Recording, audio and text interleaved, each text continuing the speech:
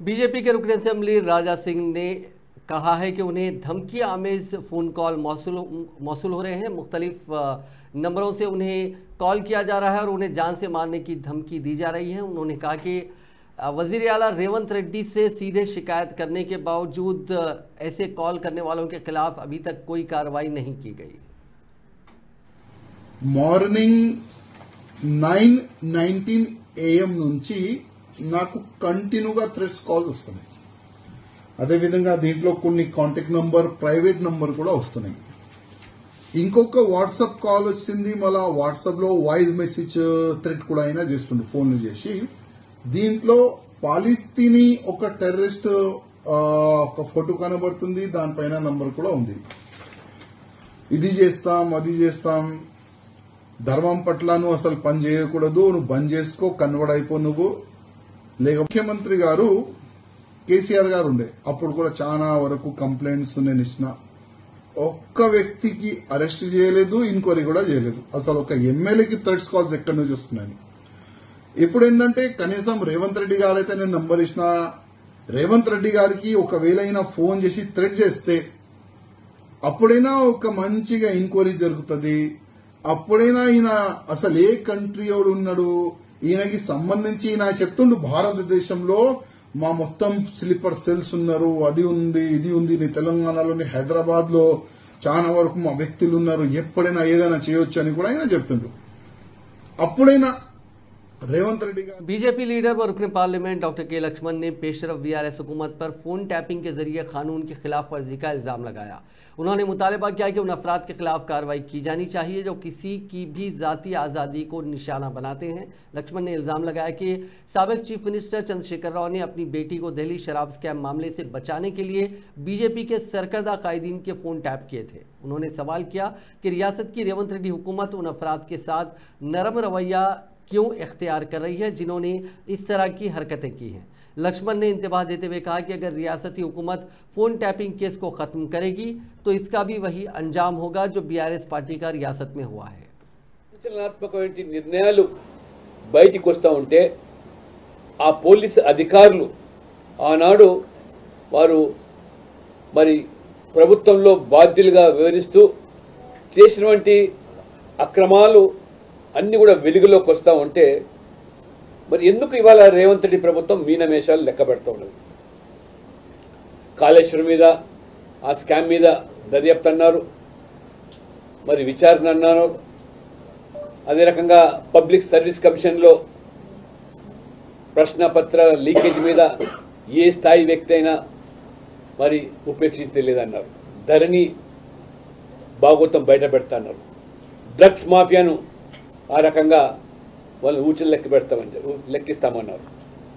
అన్నీ మర్చిపోయి ఇప్పుడు ఫోన్ ట్యాపింగ్ పైన కూడా మరి ఆ అధికారులు, పోలీస్ అధికారులు పెద్ద ఆయన చెప్తేనే చేశాం అంటే కేసీఆర్ ప్రమేయంతోనే జరిగిందని ఆ రకంగా వారు వాంగ్మూలంలో మరి బయట పెడతా ఉంటే ఆ రకంగా మరి ఆనాడు ఈ ప్రజాస్వామ్యంలో ఒక మాఫియా రాజ్యాన్ని నడిపించి ఏ రకమైనటువంటి ఘాతుకాలకు పాల్పడ్డారు.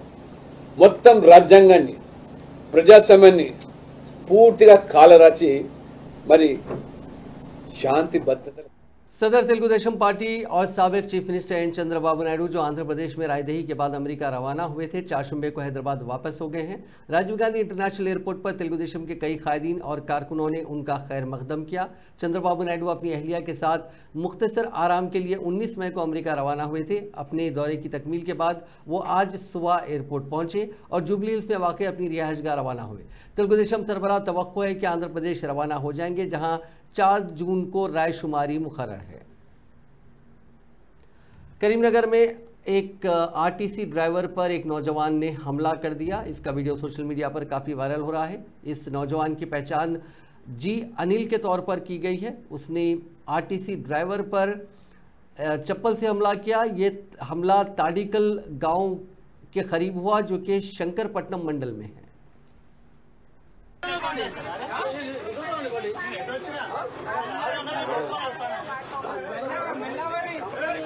स्वामी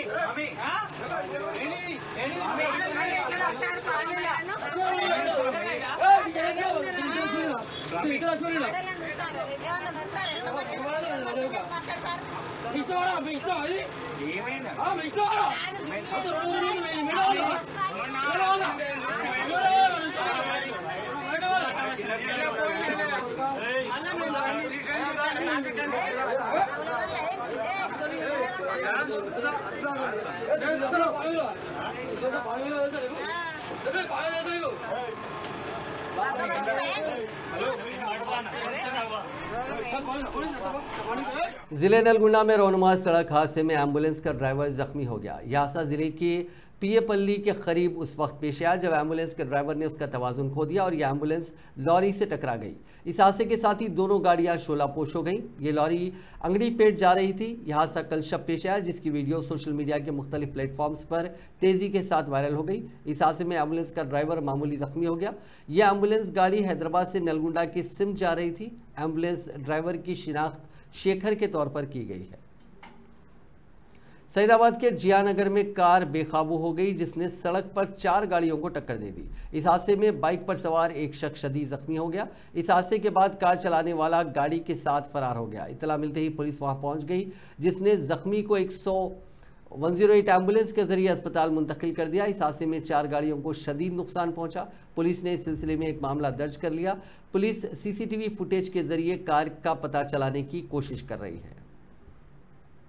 तफरीह के लिए आंध्र प्रदेश जाने वाली हैदराबाद के 4 नौजवान बापटला नदी में गर्क हो गए। उनकी तलाश शुरू कर दी गई है। तफसीलात के मुताबिक हैदराबाद के कुकटपल्ली इलाके से ताल्लुक़ रखने वाले 6 दोस्तों का एक ग्रुप आंध्र प्रदेश के सूर्यालंका बीच में तफरीह मनाने के बाद वापसी में बापटला मंडल के करीब नागाराजू नदी पर रुक गए थे और नदी के साहिल पर ठहर कर नज़ारा देख रहे थे कि पानी की तेज़ मौजों ने उनमें से 4 को बहा लिया, जिससे लापता अफराद की तलाश के लिए जारी इमदाद कार्रवाइयाँ शुरू कर दी गई। लापता नौजवानों की शिनाख्त सन्नी, सुनील, करण और नंदू के तौर पर की गई है जो कि हैदराबाद के कुकटपल्ली के रिहायशी हैं। इनमें से 2 लाशें पुलिस ने बरामद कर ली हैं।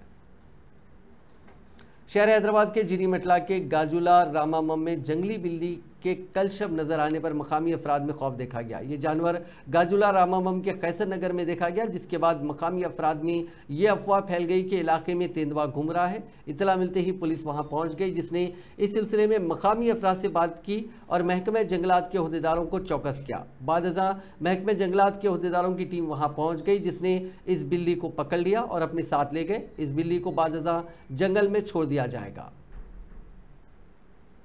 राजन्ना सिलसिला जिले के एसपी अखिल महाजन ने बाइक्स के साइलेंसर्स तब्दील करने पर सख्त कार्रवाई का इंतबाह दिया। गुज़िश्ता माह पुलिस ने क़वायद की खिलाफ वर्जी करते हुए साइलेंसर्स को तब्दील करने वाले बाइक्स के मालिकीन के खिलाफ खुसूसी मुहिम चलाई थी।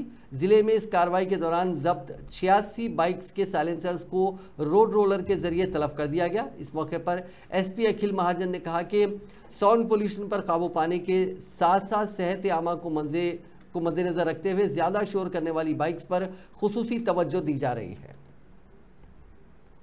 मौसम गर्मा के दौरान अपनी इंतहा को पहुंच जाने वाले गर्मी से परेशान हाल आवाम के लिए खुशखबरी है, जहां महकमे मौसमियात ने 6 था 9 जून तेलंगाना में मानसून की आमद की पेशकयासी की है। हैदराबाद में आमतौर पर वसत जून से अक्टूबर तक बारिश का मौसम होता है। महकमे मौसमियात हैदराबाद की साइंसदान डॉक्टर श्रवणी ने कहा कि मानसून की 31 मई और 2 जून के दरमियान केरला से टकराने का इम्कान है। महकमे मौसमियात के आदाद व शुमार के मुताबिक गुज़िश्ता साल के जुनूब मगरबी मानसून सीज़न के दौरान हैदराबाद में मजमूई तौर पर 769.5 mm बारिश हुई थी, जो 619.4 mm की आम औसत से ज़्यादा है।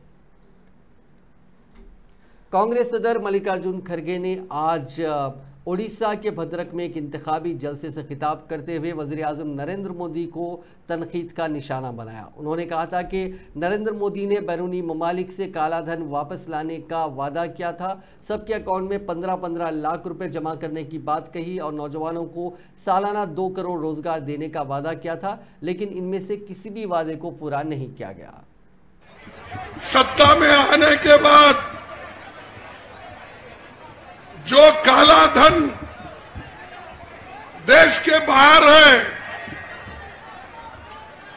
कांग्रेस वाले रखे हैं, उसके लाकर हर एक के जॉब में मैं 15-15 लाख दूंगा। ये किसने बोला था? किसने बोला था? मोदी ने दिया। मोदी ने नहीं दिया। अरे अब बालासुर में है, जाके पूछो, बालासुर में पूछिए, साहब आपके 15 लाख कहाँ हैं? वोट के लिए आए हैं, पहले 15 लाख दो, उसके बाद हमारे गांव में पैर रखो बोलना चाहिए। दूसरी बात उन्होंने कही 15-16 में, उसने ये कहा कि नौजवान साथियों, तुम सबको मैं हर साल 2-2 करोड़ के नौकरी का इंतजाम करूंगा। बोला या नहीं? दिया? नहीं दिया। वो भी ये दूसरा झूठ हो गया। और उसने तीसरी बात बोली कि मेरे किसान भाइयों और बहनों, तुमको तुम्हारी आमदनी मैं डबल कर दूंगा। किया डबल? नहीं। कांग्रेस के सीनियर कायद राहुल गांधी ने आज पंजाब के पटियाला में एक इंतखाबी जलसे से खिताब किया। उन्होंने कहा कि आज आइन बचाने की लड़ाई है। एक तरफ इंडिया कोalition है जो आइन की हिफाजत कराए, वहीं दूसरी तरफ बीजेपी आरएसएस आइन को खत्म करना चाहते हैं। भाइयों और बहनों, लड़ाई संविधान की है। एक तरफ कांग्रेस पार्टी, इंडिया अलायंस जो संविधान की रक्षा कर रहा है, और दूसरी तरफ बीजेपी और आरएसएस जो संविधान को बदलना चाहते हैं, रद्द करना चाहते हैं, खत्म करना चाहते हैं। मैंने अपने भाषण में कहा था, हिंदुस्तान यूनियन ऑफ स्टेट्स है। इसमें अलग अलग विचारधाराएं हैं, अलग स्टेट्स हैं, अलग भाषाएं हैं, अलग धर्म हैं, अलग जात हैं, और इन सब चीजों की रक्षा ये कॉन्स्टिट्यूशन करता है, संविधान करता है। अगर पंजाब एक स्टेट है,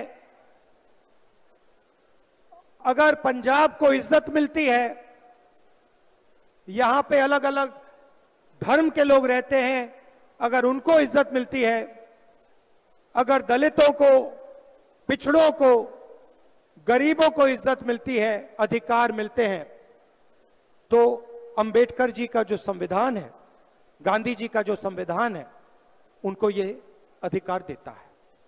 और बीजेपी चाहती है कि जो यहां पहले होता था, राजाओं के टाइम, उससे पहले जो होता था, वो एक बार फिर हो। एक व्यक्ति पूरे देश को चलाए, एक भाषा हो, एक हिस्ट्री हो, एक कल्चर हो, एक धर्म हो, मगर हिंदुस्तान अलग अलग धर्मों का, अलग जातों का, अलग भाषाओं का देश है। नाजरीन, इस न्यूज़ बुलेटिन में बस इतना ही। आप देखते रहिए INN चैनल।